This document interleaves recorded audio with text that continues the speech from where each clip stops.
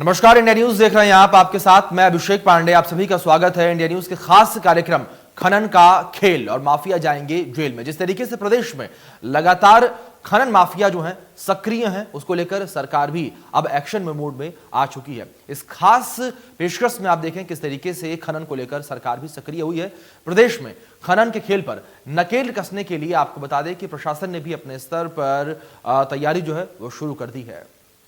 साथ ही आपको बता दें कि प्रशासन ने कार्रवाई तेज कर दी है और खनन को लेकर यमुनानगर में अब तक की सबसे बड़ी कार्रवाई को अंजाम दिया गया है। प्रशासन की शिकायत पर पुलिस ने 45 लोगों के खिलाफ मामला दर्ज किया है। आखिर खनन को लेकर क्या है पूरा मामला, प्रशासन का क्या कुछ प्लान है और किन किन क्रशर मालिकों पर कार्रवाई की गई है, हुई है, वो रिपोर्ट में देखें आप। अवैध खनन का खेल, माफिया जाएंगे जेल, राजस्व को करोड़ों का नुकसान, अब बचना नहीं होगा आसान। जी हां, प्रदेश में खनन के खेल की जड़ों को खत्म करने के लिए पुलिस और प्रशासन ने माफिया पर नकेल कसना शुरू कर दी है और इसकी शुरुआत कहीं और से नहीं बल्कि यमुनानगर से हुई है। दरअसल यमुनानगर में प्रशासन की जांच में बड़ा खुलासा हुआ है। जांच में पता चला कि बिना सरकार की जानकारी के 2,04,000 मीट्रिक टन खनन का स्टॉक किया गया था। माइनिंग विभाग को आरआर स्टोन क्रेशर और स्क्रीनिंग प्लांट में 3 रजिस्टर मिले। रजिस्टर में रेत, बजरी, पत्थर का सामान आने और बेचने का रिकॉर्ड दर्ज था, लेकिन सरकारी पोर्टल पर उसका कहीं कोई रिकॉर्ड नहीं था। जो खनिज पदार्थ मौके से बरामद हुआ उसकी अकेले रॉयल्टी की बात की जाए तो वो 1 करोड़ 2 लाख से ज्यादा की बनती है और माल आने जाने का मिलान किया जाए तो इससे करीब 4 करोड़ से ज्यादा का नुकसान सरकार को हुआ है।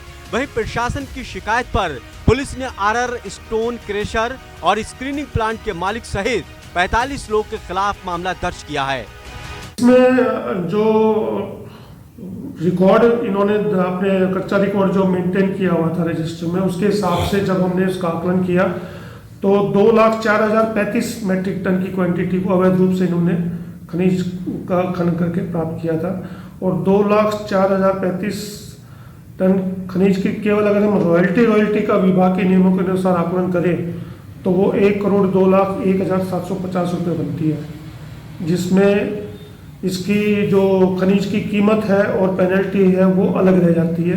तो वो कुल अगर उसका हम योग करेंगे तो वो 4 करोड़ से ऊपर हो जाएगी। ये एक आरआर स्टोन क्रेशर के नाम से और साथ में स्क्रीनिंग प्लांट भी है नगली में। तो ये प्लांट मालिक जो है पिछले लगभग ये लगा लीजिए आप 6-7 महीने से लगातार अवैध खनन में शामिल था और जो अवैध खनन किया हुआ खनिज है उसको, क्योंकि वो बिना रवाना के लाया जा रहा है और उसको बेचने के लिए रवाना भी नहीं निकाल सकता पोर्टल से, तो ये अवैध खनिज परिवहन में भी संलिप्त था और अवैध खनन में भी संलिप्त था। समानांतर इन्होंने जो एक तो पोर्टल के ऊपर आप रवाना निकालते हैं और देते हैं और एक साथ में कच्चा रिकॉर्ड तैयार करके रखते हैं, कहाँ से कितना माल है, कहाँ किसको कितना माल किस गाड़ी के माध्यम से दिया। तो वो 3 रजिस्टर हमने मौके से प्राप्त किए थे, जिनमें पूरा ब्यौरा 1 अप्रैल से 2022 से लेकर के जिस दिन हमने इसकी रेड करी थी उस दिन तक उसमें रिकॉर्ड किया हुआ था। कल माइनिंग अफसर यमुनानगर से दरखास्त प्राप्त हुई कि आर स्टोन क्रेशर है जिसका मालिक राहुल नेहरा सनखेड़ा और अनिल कुमार करनाल और इसके साथ अन्य 45 के खिलाफ दर्ज हुई है। मुकदमा दर्ज कर लिए हैं 431 under section 21 mining act 379 IPC। तफ्तीश जारी है, जल्द।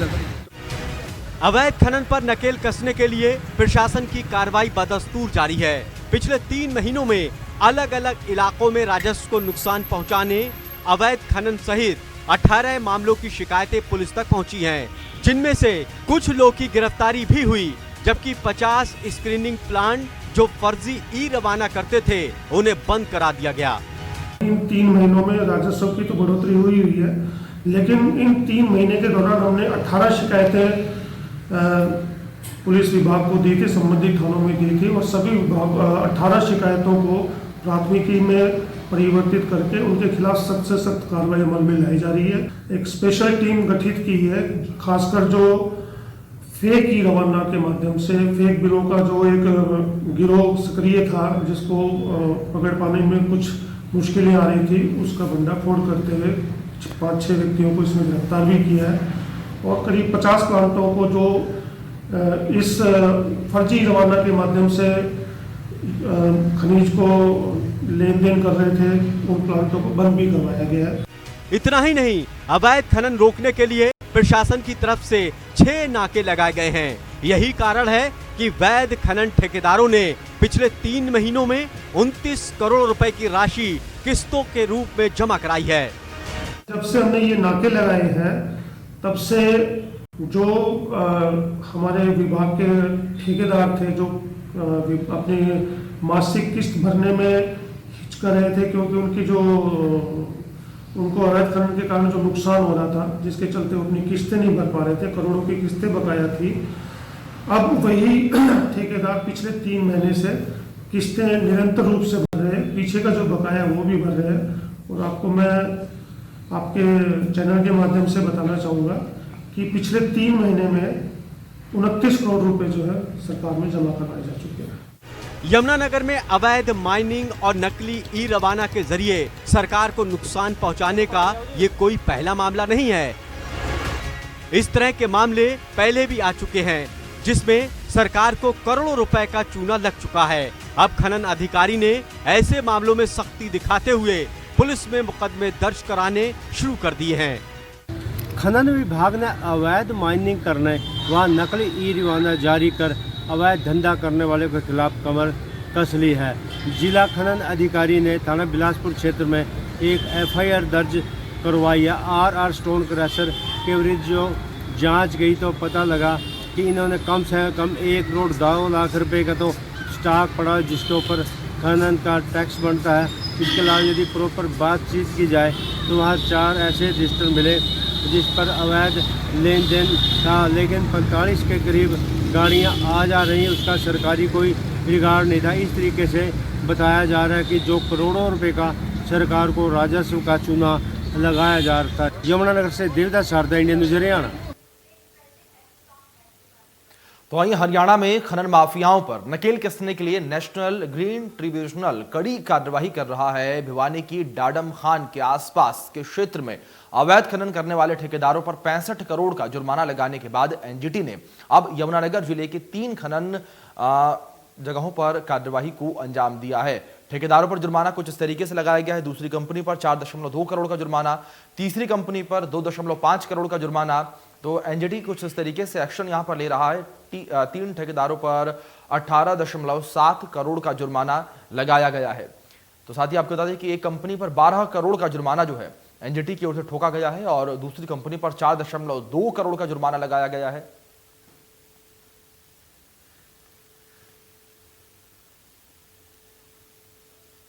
तो इस बीच आपको बता दें कि हमारे सहयोगी देवीदास हमारे साथ लाइव जुड़ गए हैं। अधिक जानकारियों के साथ उनका रुख कर लेते हैं।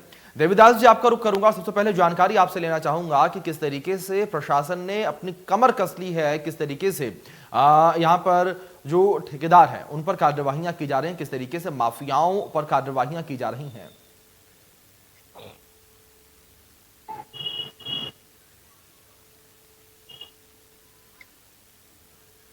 देवीदास जी, आवाज मिल रही है आपको मेरी?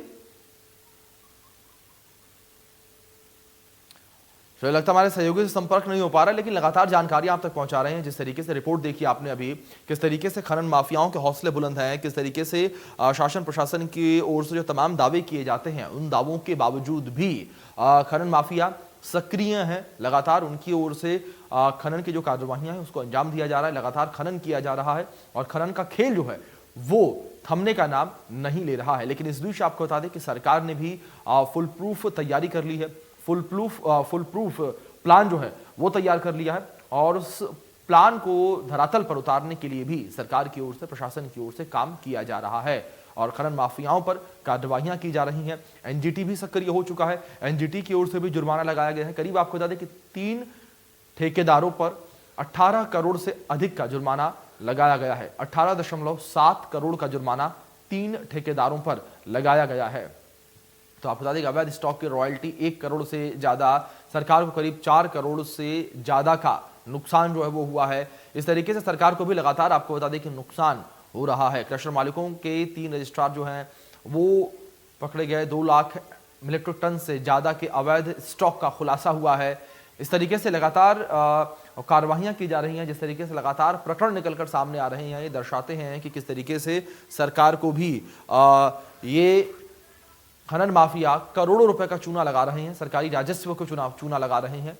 और एनजीटी भी एक्शन मूड में है। एनजीटी ने भी ठेकेदारों पर जुर्माना लगाया है। एक कंपनी पर 12 करोड़ का जुर्माना लगाया है, तो वहीं एक कंपनी पर आपको बता दें कि 4.2 करोड़ का जुर्माना लगाया है।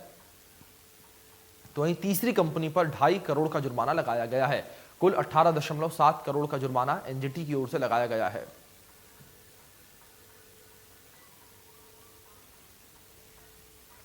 तो लगातार जिस तरीके से खनन माफियाओं के हौसले बुलंद हैं, उसको लेकर फुल प्रूफ तैयारी जो है वो की गई है और इस फुल प्रूफ तैयारी को धरातल पर उतारने का प्लान भी जो है वो किया जा रहा है। चलिए इस बीच हमारे सहयोगी हमारे साथ जुड़ गए हैं, उनका रुख कर लेते हैं। जानकारी आपसे लेना चाहेंगे किस तरीके से खनन माफियाओं को लेकर प्लान जो है तैयार किया गया, उस प्लान को एग्जीक्यूट करने के लिए यानी कि धरातल पर उतारने के लिए क्या कुछ तैयारियां की जा रही है देवीदास जी? जी बिल्कुल, यदि यहाँ पर खनन जो माफिया है उन्होंने खनन कारोबारियों की नींद उड़ा रखी है। जो खनन कारोबारी है उनको तो सरकार का रेवेन्यू देना पड़ता है, लेकिन जो खनन माफिया है कहीं भी 1 रुपया देना नहीं पड़ता और सारे का सारा चोरी होता है, भी सारा बड़ा प्लान रहता है। यदि बात करें तो यहाँ पर ट्रांसपोर्ट भी जिम्मेवार है और यहाँ पर माइनिंग का क्षेत्र तो जिम्मेवार है ही है। अभी यदि पिछले कुछ दिनों से जो नाके लगाए गए हैं, 6 नाके लगाए हैं जिला प्रशासन के द्वारा, डीसी राहुल हुड्डा और एसपी मोहित हांडा ने, तो इससे काफी एक राहत की सांस मिले। अभी भी यदि हम बात करें तो बिलासपुर का क्षेत्र जो है, इधर कोलीवाड़ा या इधर जो बेल्ट पड़ती है रंजीतपुर साइड की, यहाँ पर अभी तक नाके नहीं लगे हैं, जहाँ से जो है अवैध चाहे खनन है चाहे ओवरलोडिंग का काम है वो बदस्तूर जारी है। और स्पीड भी इतनी होती है कि पिछले दिनों जो है इन्होंने जो ट्रांसपोर्टेशन का जो थे टैंकर, इन्होंने 2 आदमियों को कुचल के मौत के घाट भी उतार दिया था। तो यदि ये कहा जाए तो यदि चाहती है सरकार की खनन हो, 1 नंबर में हो, रेवेन्यू का फायदा हो, तो उसके लिए सरकार को नाके लगाना और उसके ऊपर बराबर से मॉनिटरिंग करना बहुत जरूरी है। जी अभिषेक। देवीदास जी, जानकारी आपसे भी लेना चाहेंगे कि शासन प्रशासन की ओर से दावे तो हर बार किए जाते हैं, लेकिन जब भी ऐसी कार्यवाहियां होती हैं पता चलता है कि लंबे समय से खनन माफियाओं के हौसले बुलंद हैं। लगातार खनन माफियाओं की ओर से ऐसे कामों को अंजाम दिया जा रहा है जिससे सरकार को भी चूना लग रहा है, राजस्व को चूना लग रहा है। जी बिल्कुल, जिस तरह से बात की जाए, क्योंकि जो खनन का क्षेत्र है यमुना नदी के होते होते यहाँ से यमुनानगर से शुरू होकर फरीदाबाद तक और आगे उत्तर प्रदेश तक निकल जाता है। इसके एक तरफ तो उत्तर प्रदेश चलता है, दूसरी तरफ हरियाणा। जो खनन माफिया यदि हरियाणा शक्ति करता है तो यूपी में भाग जाते हैं, यूपी से शक्ति होती है हरियाणा में आ जाते हैं। देवीदास जी, इस बीच आपको एक बार रुकूंगा। इस बीच हमारे साथ खनन मंत्री मूलचंद शर्मा जी जुड़ गए हैं, उनका रुख कर लेते हैं। मूलचंद शर्मा जी, बहुत स्वागत है आपका इंडिया न्यूज हरियाणा पर। धन्यवाद। मूलचंद जी, पहला सवाल आपसे यही कि जिस तरीके से खनन का खेल प्रदेश में लगातार जारी है, दावे लगातार किए जाते हैं, लेकिन आखिर पूर्णतः नकेल कब कसी जाएगी? हेलो, आपको आवाज मिल रही है मेरी मूलचंद जी? सुन पा रहे हैं आप मुझे? हाँ बताइए। जी मूलचंद जी, बहुत स्वागत है आपका सबसे पहले तो इंडिया न्यूज हरियाणा पर। आपने अपना कीमती वक्त दिया है हमें, धन्यवाद। सर, सवाल यहाँ पर यही है कि जिस तरीके से लगातार दावे किए जाते हैं शासन प्रशासन की ओर से। हेलो सर, सुन पा रहे हैं आप मुझे? आवाज नहीं आ रही, कभी आती ठीक है सर, आप प्लीज बने रहें, इसको हम दुरुस्त करने का प्रयास कर रहे हैं। तो जिस तरीके से हमारे दर्शक भी हमें देख रहे हैं, हमारे साथ खनन मंत्री प्रदेश के मूलचंद शर्मा जी जुड़े हुए हैं, उनसे कुछ सवालों का जवाब जानने का प्रयास करेंगे। किस तरीके से जो फुल प्रूफ प्लान तैयार किया गया है वो क्या कुछ है, किस तरीके से पटल पर उस प्लान को उतारा जाएगा, उसको लेकर जानकारी यहाँ पर मूलचंद शर्मा जी से हम लेंगे। और किस तरीके से रोड मैप तैयार किया गया है कि खनन माफियाओं पर नकेल कसी जाए, खनन को, अवैध खनन को यानी रोका जाए। इस बीच हमारे सहयोगी देवीदास भी हमारे साथ लगातार जुड़े हुए हैं। देवीदास जी, एक बार फिर से आपका रुख करूंगा और जानकारी आपसे लेना चाहूंगा कि जो दावे किए जा रहे हैं, किस तरीके से उन दावों का रोड मैप तैयार किया गया है खनन माफियाओं पर रोक लगाने के लिए। जी बिल्कुल, जिस तरह से खनन की बात करें तो काफी लंबे समय से खनन हो रहा है, और जो अवैध खनन की बात करते हैं, ओवरलोड की बात करते हैं, तो वो बदस्तूर यमुनानगर से जारी। अभी थोड़ा ही समय हुआ है जब से नए डीसी जो राहुल हुड्डा आए हैं और एसपी मोहित हांडा आए, इनकी जो टीम है इन्होंने खनन पर करने की कोशिश की है। चेन आके लगाया गया, लेकिन अभी भी जो पूरा जिला सील नहीं हुआ है, इसमें खास करके बात कर रंजीतपुर साइड है, और इधर से वहां पर जो मेन है काफी 50% के करीब यदि हम बात करें अभी भी लीकेज है। यदि ओवरलोड की बात करें तो वो भी बदस्तूर जारी है। ओवरलोड की वजह से जहां सड़कों को नुकसान होता है, तो इस तरह से एक जो सबसे बड़ा यमुनानगर में खेल है वो इलीगल ई रवाना को लेकर के है। कोई भी आदमी कंप्यूटर से रवाना जारी कर रहा है, ना तो उन्होंने कहीं पैसे देने, सरकार को लाखों करोड़ों रुपए का रेवेन्यू का लॉस हो रहा है। तो ठीक है देवीदास जी, आपका रुख फिर करूंगा। इस बीच हमारे साथ खनन मंत्री मूलचंद शर्मा जुड़ गए हैं। मूलचंद जी, बहुत स्वागत आपका इंडिया न्यूज पर एक बार फिर से। सर, सवाल यहाँ पर ये, जिस तरीके से खनन माफियाओं के हौसले बुलंद हैं, उनको रोकने के लिए, उनको खत्म करने के लिए क्या कुछ रोड मैप तैयार किया गया है सर? हेलो जी सर, आवाज मिल रही है आपको मेरी? क्या नाम है आपका? सर, मैं अभिषेक पांडे बात कर रहा हूँ इंडिया न्यूज हरियाणा से। सवाल सर ये है कि क्या कुछ रोड मैप तैयार किया गया है आप लोगों की ओर से अवैध खनन को रोकने के लिए, जिस तरीके से खनन माफियाओं के हौसले इस तरीके से बुलंद है प्रदेश में?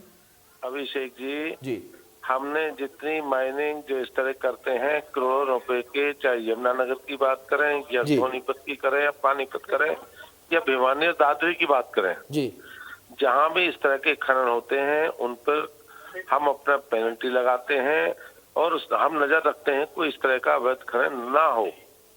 पर मेरा मानना ये है कि जो माइनिंग है, माइनिंग भी यमुना से या पहाड़ से होनी है और हम इस तरह की सीमा से बाहर कोई खनन नहीं करें।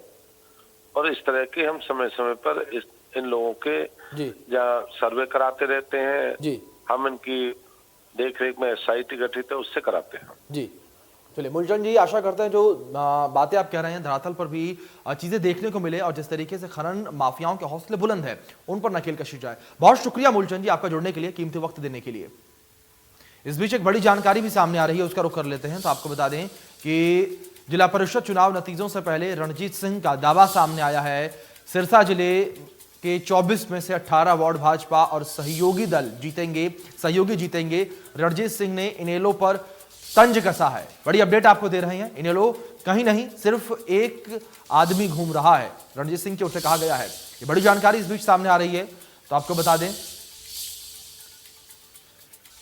तो बड़ी जानकारी आप तक पहुंचाने जिला परिषद चुनाव नतीजों से पहले रणजीत सिंह का दावा सामने आया है। रणजीत सिंह ने दावा किया है सिरसा जिले के 24 में से 18 वार्ड भाजपा और सहयोगी जीतेंगे, ये उनकी ओर से दावा किया गया। रणजीत सिंह ने इनेलो पर भी तंज कसा है इस दौरान। ये बड़ी जानकारी आप तक पहुंचा रहे हैं। इनेलो कहीं नहीं, सिर्फ एक आदमी घूम रहा है, रणजीत सिंह की ओर से कहा गया। ये बड़ी जानकारी आप तक पहुंचा रहे हैं जो इस बीच सामने आ रही है। बीजेपी जेजेपी गठबंधन पर रणजीत सिंह ने कहा है कि सभी सहयोगी विधायक सरकार के साथ, रणजीत सिंह की ओर से बयान सामने आया है। ये बड़ी जानकारी आप तक पहुंचा रहे हैं। बीजेपी जेजेपी गठबंधन पर भी रणजीत सिंह का बयान सामने आया है। सभी विधायकों के साथ होने की बात कही है। गठबंधन पर मुख्यमंत्री ही दे सकते हैं जवाब, उन्होंने कहा। बड़ी जानकारी, सभी सहयोगी विधायक सरकार के साथ हैं, उनकी ओर से कहा गया। ये जानकारी आप तक पहुंचाने जो इस बीच सामने आ रही है। रणजीत सिंह की ओर से बयान सामने आया है। बीजेपी जेजेपी गठबंधन पर भी उनका जवाब सामने आया।